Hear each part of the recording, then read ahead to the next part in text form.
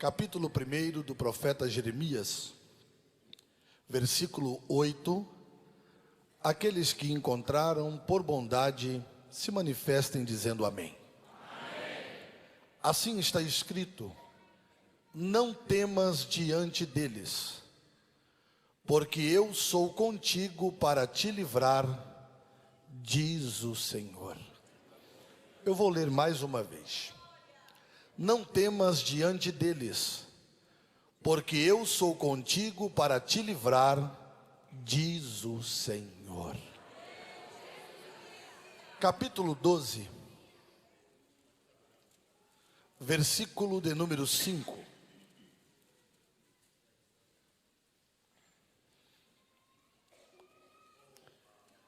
Se te fadigas correndo com os homens que vão a pé, como poderás competir com os cavalos? Se tão somente numa terra de paz estás confiado, o que farás na enchente do Jordão? Antes de explanar e compartilhar convosco a mensagem que o Senhor colocou em meu coração, eu queria dar a ela um tema para esta reflexão bíblica. E o tema é: não permita que as aflições te façam esquecer da promessa. Você pode dizer isso para pelo menos 3 pessoas? Diga para elas: não permita que as aflições te façam esquecer da promessa. Quantos aqui têm uma promessa de Deus e podem glorificar ao seu nome? Então, por favor, quero repetir esta temática. Não permita que as aflições te façam esquecer da promessa. Quando olhamos para a Bíblia Sagrada e nos deparamos com o texto ora lido, nos deparamos primeiramente com o chamado que Deus faz ao profeta Jeremias.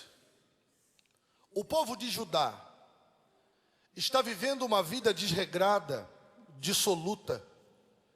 Os pecados da nação escorrem como água pelas calçadas, e Deus resolve se revelar a uma casa, a uma família, a um homem que tem por nome Jeremias. O nome Jeremias quer dizer Jeová é alto, ou Jeová eleva. Jeremias é filho de Ilquias. Ilquias é um sacerdote que habita na região de Anatote, aonde habitavam também outros sacerdotes. Nesses dias de grande pecaminosidade, aonde o povo está vivendo uma vida desregrada e dissoluta, na casa de Ilquias nasce um menino. E na cultura judaica, nascer um varão era se considerar a bênção de Deus revelada àquela casa ou àquela família. Não que uma varoa, uma menina não o fosse, mas o nascimento de um filho homem era celebrado, porque caso o pai viesse a faltar, ele seria a garantia do sustento daquela casa, e ele também seria o responsável, através de um futuro casamento, de perpetuar o nome daquela família. Então, quando nascia um homem, era considerado um favor de Deus. Quando nasce o filho de Ilquias, Jeremias, a família celebra, a família festeja, porque além de ser um filho homem, ele também seguiria os passos do pai no ministério sacerdotal. Porque era muito comum na linhagem dos sacerdotes o filho seguir os passos do pai e ser preparado para ser o próximo sacerdote. Esses eram os planos da terra. Só que Deus resolveu entrar em ação, desfazer os planos da terra e estabelecer o plano do céu. Deus chama Jeremias para ser profeta. Sacerdote é o símbolo da religião organizada. Sacerdote leva o povo até a Deus. Profeta é aquele que traz Deus até o povo. Deus desfaz o plano de baixo para estabelecer o plano de cima. A primeira verdade que quero extrair após esta introdução é essa: o plano de Deus está acima dos planos dos homens. Aquilo que Deus estabeleceu para a sua vida, para a minha vida, para a nossa vida, está acima de qualquer plano terrenal. Deus te trouxe aqui para dizer a você: o que vai acontecer na sua vida não é de baixo, o que vai acontecer na sua vida é de cima, porque eu estou entrando na sua história. E é muito interessante pensarmos em planos de Deus, em planos de cima. Porque Jó disse no capítulo 42 e versículo 2 do seu livro: eu bem sei que tudo podes, e que nenhum dos teus planos, pensamentos ou desígnios pode ser impedido. O Deus que planeja para a nossa vida está acima de tudo. Eu vou repetir isso. O Deus que planeja para a nossa vida está acima de tudo. Ele está acima de todos. E Ele está falando conosco esta noite por intermédio de sua palavra. Aquilo que eu determinei no meu tempo vai acontecer. O meu projeto, o meu plano e os meus desígnios. Quem olha para Jeremias, pastor José Wellington, nosso pastor, diz: vai ser sacerdote. Mas Deus está dizendo no céu: vai ser profeta.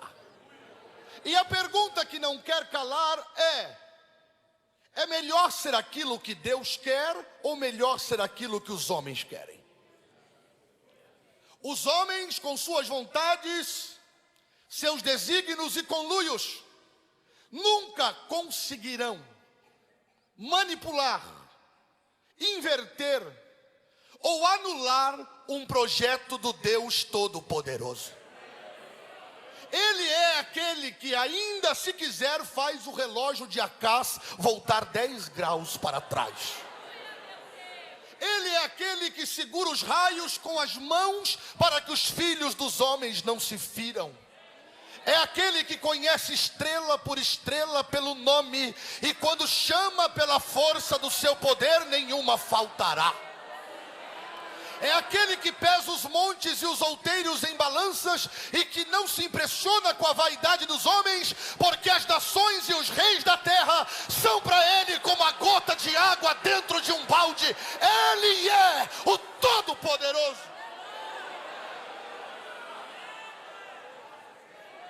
Eu não sei se isso te alegra, mas se te alegrar, eu quero te convidar para soltar esse grito de vitória que está entalado em sua garganta. O que Deus determinou vai acontecer.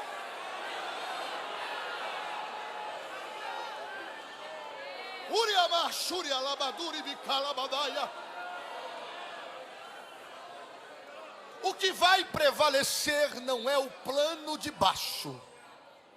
O que vai prevalecer é o plano de cima. Eu vou repetir porque eu estou sentindo graça e Deus está falando com alguém aqui.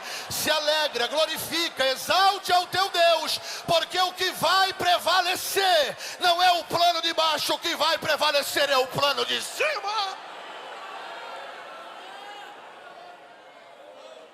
Deus o chama para ser profeta. Pastor Ângelo Galvão, meu amigo, pastor Fiuza, naquele tempo ser um profeta era algo desafiador,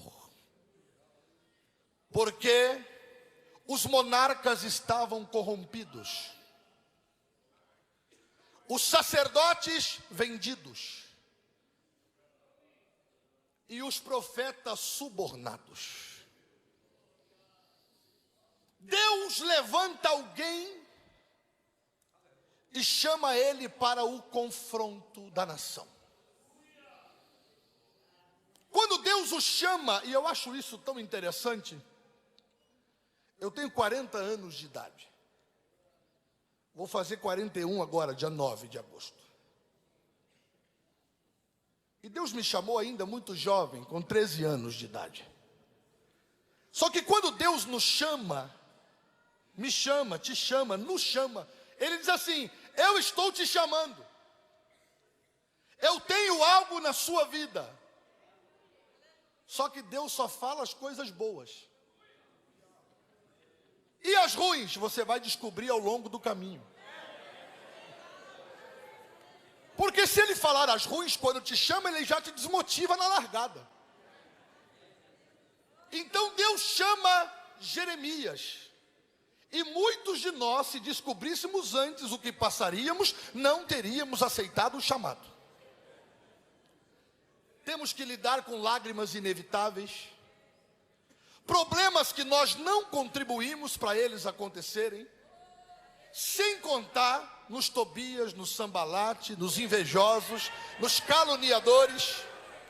Porque o invejoso, ele não quer ter o que você tem, ele quer que você não tenha para ele ficar alegre. Só que Deus está falando conosco como falou com Jeremias: não temas diante deles, porque eu sou contigo para te livrar, diz o Senhor. Aí Deus chama Jeremias e diz para ele: não temas. Só que ele pensou em fugir.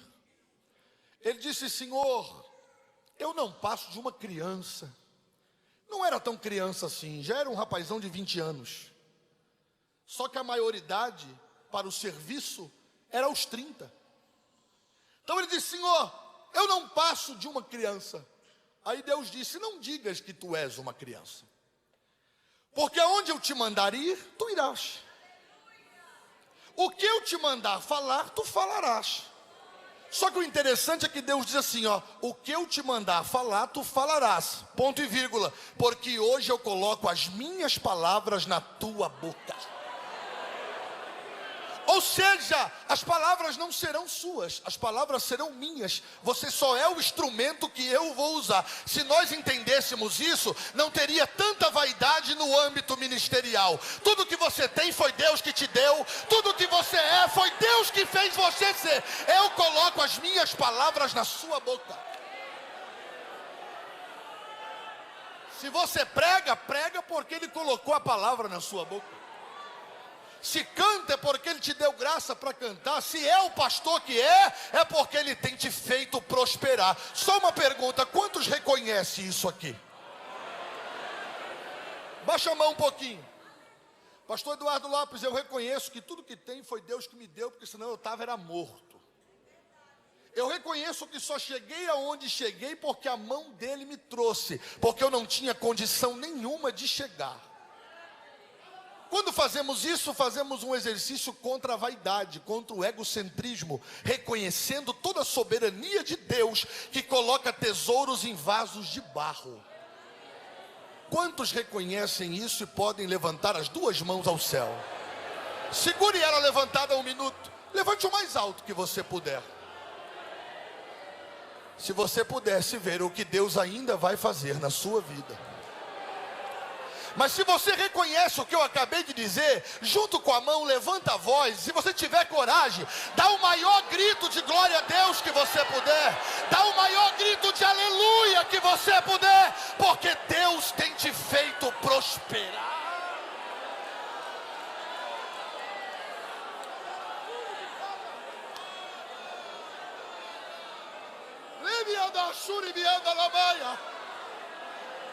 Eu sou aquele que pego do monturo e ergo e coloco entre os príncipes nos lugares celestiais.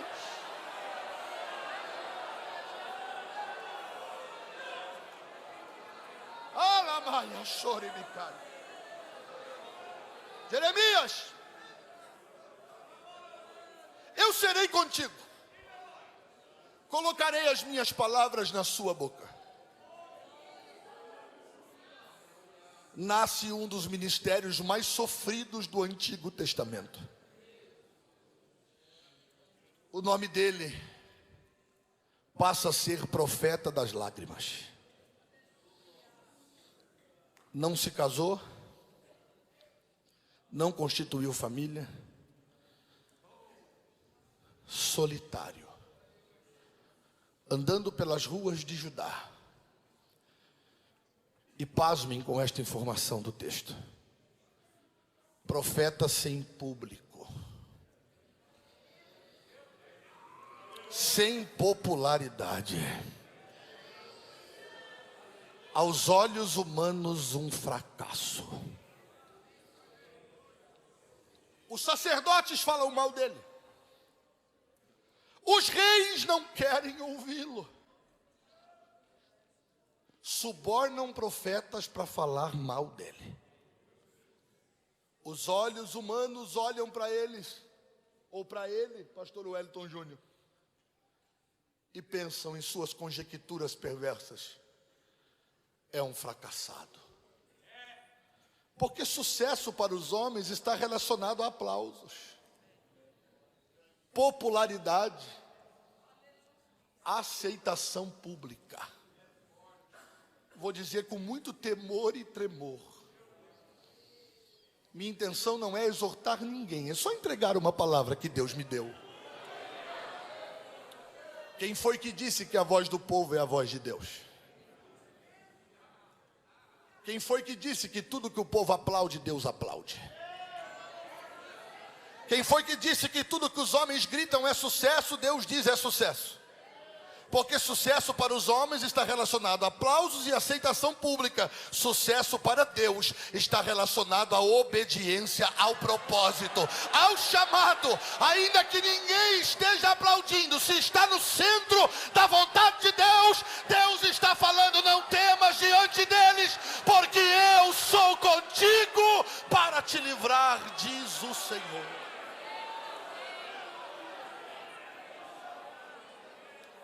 Jeremias inicia o ministério, não casa, não tem filhos, não constitui famílias, sofre absurdamente, e quando morre, depois de 40 anos de ministério, morre apedrejado.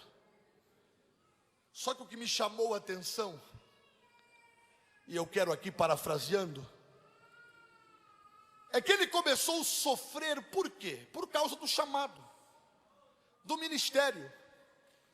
Olha o que Deus disse para ele: primeiro você vai arrancar e depois plantar. Se fosse plantar primeiro e arrancar depois, você está arrancando o que você mesmo plantou, pastor Paulo Lucas. Mas o verbo é: arranca primeiro e planta depois. Então isso quer dizer que você vai arrancar o que outro plantou. E quem foi que disse que arrancar o que outro plantou é fácil? Deus disse para ele: ei, você vai derrubar, destruir e depois construir. Se fosse construir primeiro e depois derrubar, você derrubou o que você mesmo construiu. Agora, derrubar colunas que outros construíram em perversidade é um desafio que só se vence com a presença de Deus. Só que Deus está falando com alguém aqui muito forte: não temas. Eu vou repetir até você dar um grito de glória a Deus: não temas. Eu vou dizer de novo: não temas. Deus está falando com você. Eu te trouxe até aqui e vou continuar te levando. Não temas. O sofrimento é tão grande, a angústia é tão intensa, a ansiedade está tomando conta da alma do profeta. O termo ansiedade na Bíblia nos remete ao termo de estar estrangulado. não conseguir respirar, buscar o ar, e ele não vir. Deus está ministrando em minha alma para dizer a sua: eu sei como você entrou aqui esta noite. Você tem coragem de pôr um sorriso bem bonito nesse rosto lindo que Jesus te deu? Cadê o sorriso que eu não estou vendo? Diga assim para esse irmão perto de você: sorria, você está sendo filmado. O céu está te filmando esta noite.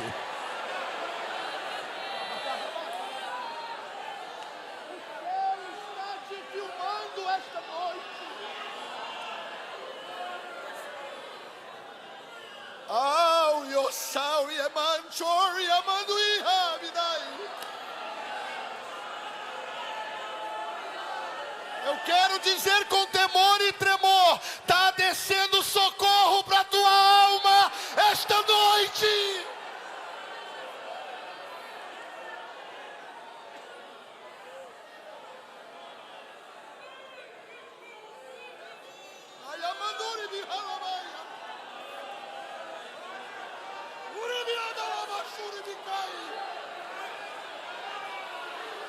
Está descendo refrigério, está descendo resposta, está descendo socorro. Deus sabe como você entrou aqui.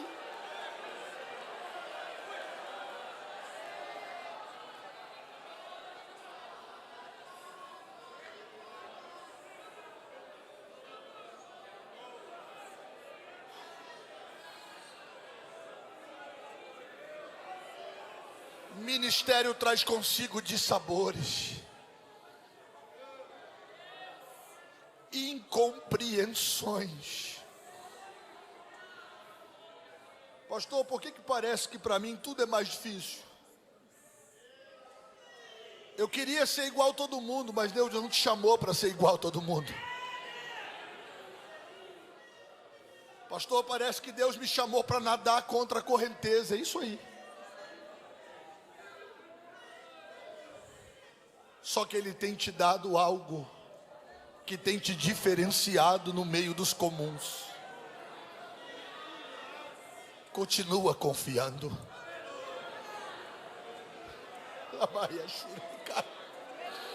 Continua acreditando. Há momentos que ficamos, como diz o texto,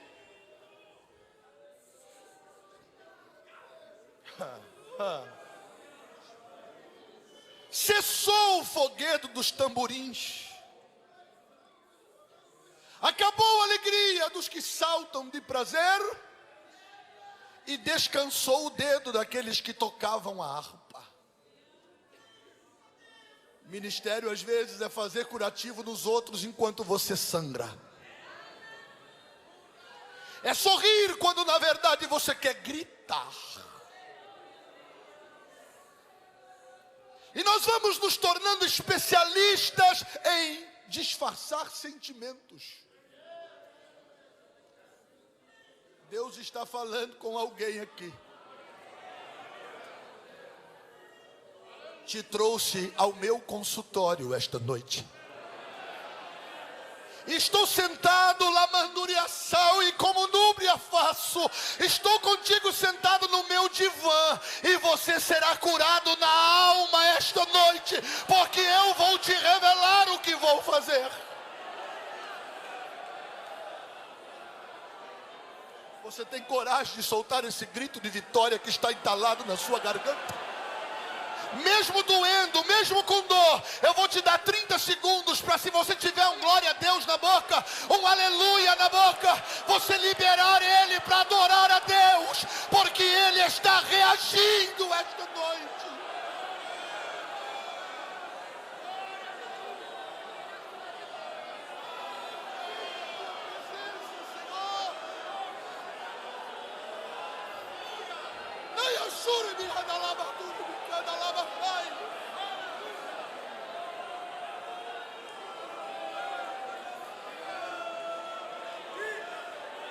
Oh,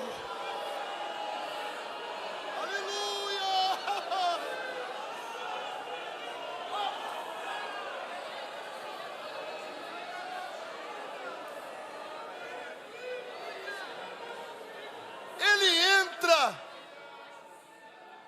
crise existencial, irmã Lídia.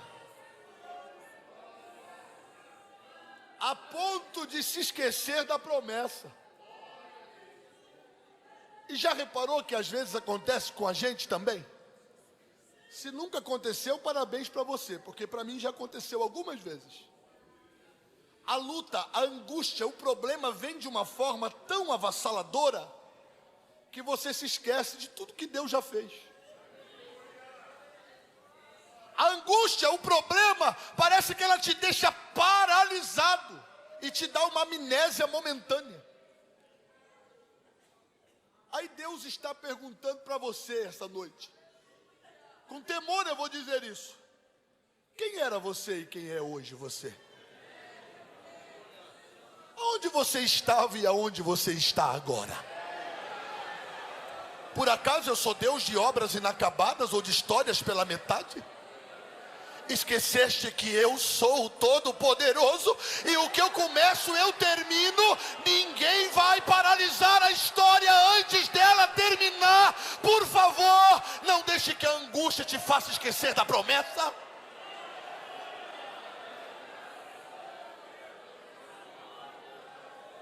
Eu vou parar por 15 segundos e te deixar pensar. Você consegue se lembrar das promessas? Aqueles cultos que não tinha ninguém te conhecia.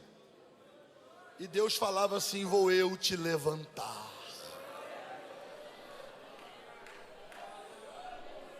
Vou eu abrir as portas. E não as abri, filho. Não te coloquei aonde te prometi que colocaria. Por que estás aflita a tua alma? Te trouxe aqui para renovar tuas forças esta noite.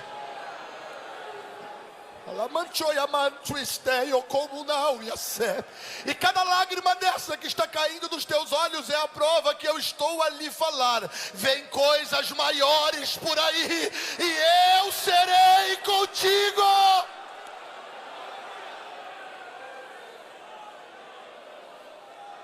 O Espírito Santo está intercedendo por alguém aqui com gemidos inexprimíveis.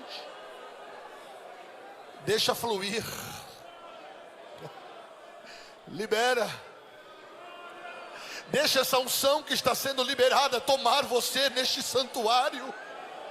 Deus está falando contigo: o que fiz na tua vida até agora ainda é pouco perto do que vou fazer. Te prepara, porque vou eu revelar novas obras e novos momentos.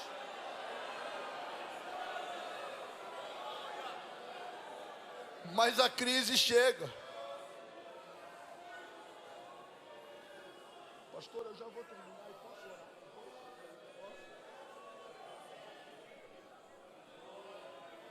E quando ele entra na crise, ele escreve o capítulo 12. Justo és o Senhor quando entro em contigo num pleito. Ele está chamando Deus para uma disputa. A angústia está tão grande que ele está dizendo assim: Deus, desce aqui, porque eu quero lhe falar algumas coisas. Contudo falarei contigo dos teus juízos.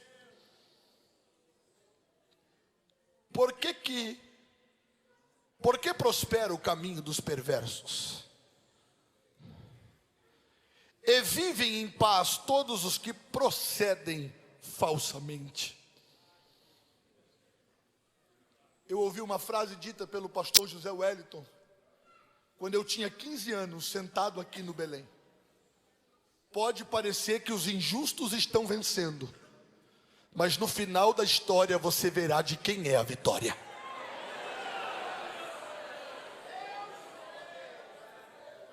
Parece que o Senhor os plantou e eles têm raízes profundas. Eles crescem, eles dão fruto, eles falam até no teu nome. Aleluia. Mas o coração deles está longe de ti.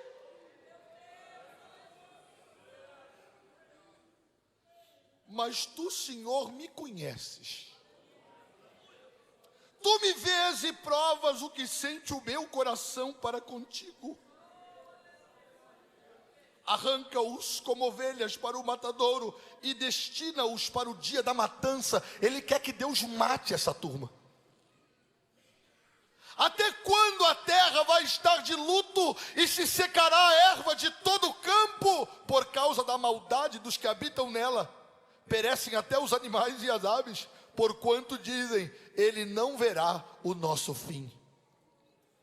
Aí ele pensa, e aqui eu concluo, que Deus vai pegar ele, vou usar aqui uma linguagem alegórica, pastor, me permita tirar o microfone um minuto.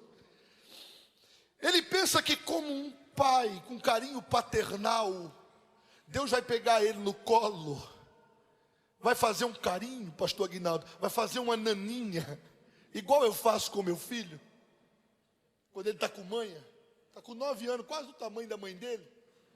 Ó, de vez em quando ele fala assim, pega eu no colo, pai, eu pego ele no colo. Às vezes eu chego da igreja, ele fala para mim, vamos brincar de luta. A gente brinca de luta no tapete. Ele me agarra pelo pescoço, pastor Luiz Carlos, e fala assim, pede água, papai, pede água. Jeremias está pensando que Deus vai ceder ao seu momento de debilidade emocional. Só se você tiver coragem, diga assim para quem está ao seu lado, vai piorar.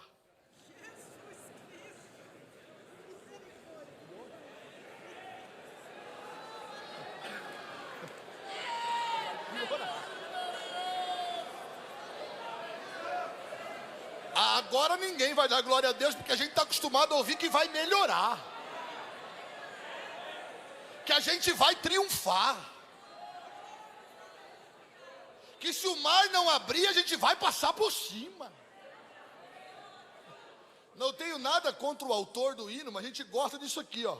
Quem me viu passar na prova e não me ajudou, quando me vê na bênção vai se arrepender. Falta só de fazer assim, ó. Um sentimento de vingança.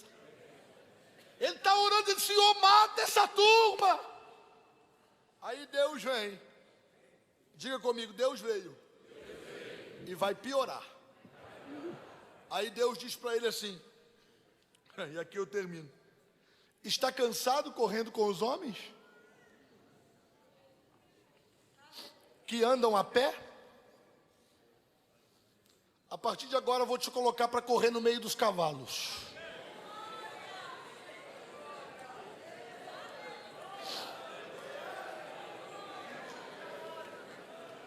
Está cansado numa terra de paz? Te prepara para enfrentar a enchente do Jordão. Me deixa só fazer a exegese do texto em 2 minutos e concluir. Correr com os homens é correr com aqueles que são iguais a você. Agora, correr com os cavalos. Cavalos aqui é uma linguagem alegórica, é claro. Deus está falando com ele, você vai correr agora com gente maior do que você. Ou que se acha maior do que você. Aí a minha mente foi lá no meio dos cavalos e ele correndo. E aqueles que se acham grandão olhando para ele dizendo assim, o que está fazendo aqui, rapaz? Quem te colocou aqui nesse pleito? Quem te colocou nessa corrida? Você não tem sobrenome, você não tem ninguém por você. Agora você vem correr no meio de gente grande. Só que Deus falou com ele, eu serei contigo para te livrar, diz o Senhor.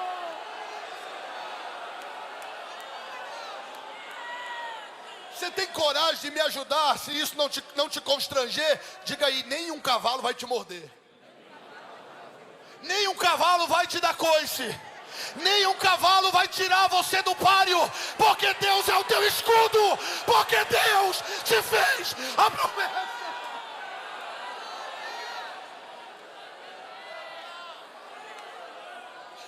Que venham os cavalos, que venha a cheia do Jordão. E eu concluo dizendo, vai abrir o Jordão e nenhum cavalo vai conseguir te parar. Sabe por quê? Você não está correndo sozinho. Você sabe que gente que se acha grande tem facilidade de reconhecer quem é emergente. Pergunta assim: da onde veio isso aí para correr no nosso meio?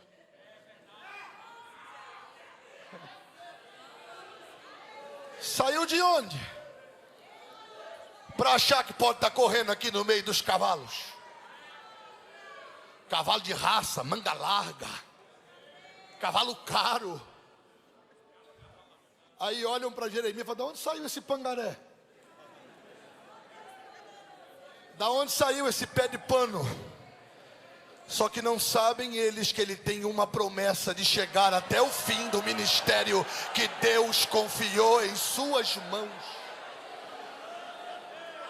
Eu sei que muita gente não gosta disso, mas me ajuda. Deus usa cada um de um jeito, né? Diga assim pro teu irmão: quem te colocou no páreo foi Jesus, rapaz.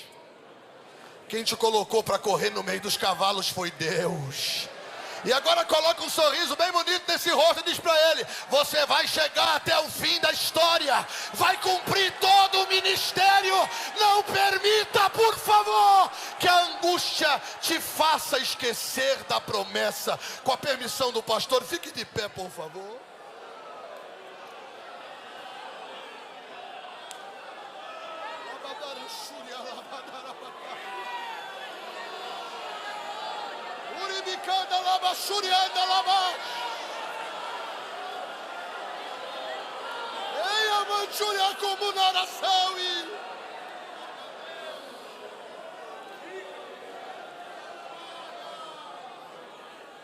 Tem cavalo que é bravo, irmão. Tem cavalo que morde. Você coloca a rédea nele, ele quer virar o pescoço assim para dar uma dentada. E Deus disse para Jeremias: vou te pôr para correr no meio dos cavalos. Só que a promessa que eu fiz lá atrás ainda está de pé. Não temas diante deles. Eu vou falar até você dar um grito de glória para chegar lá no trono. Não temas diante deles. Eu vou dizer de novo: não temas diante deles, porque eu sou contigo para te livrar, diz o Senhor. Com a permissão do nosso pastor, eu quero orar. Obrigado, pastor, pela oportunidade. A gente sai lá de Três Lagoas muito feliz, viaja 660 quilômetros todo mês para estar aqui em nossa casa. Estamos ali representando o pastor José Wellington e o nosso ministério do Belém, no querido estado do Mato Grosso do Sul. Você pode segurar a mão do irmão que está ao seu lado? Você pode fechar esses corredores aí de mãos dadas, por favor?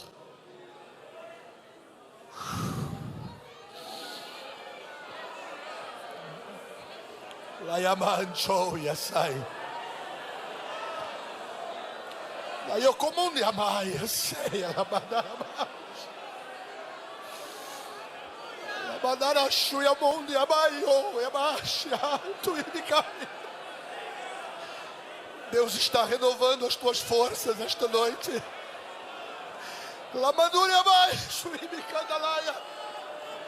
Deus está falando contigo por um caminho, eles virão contra ti, mas por 7 caminhos eles fugirão, porque eu estou arvorando a bandeira da vitória.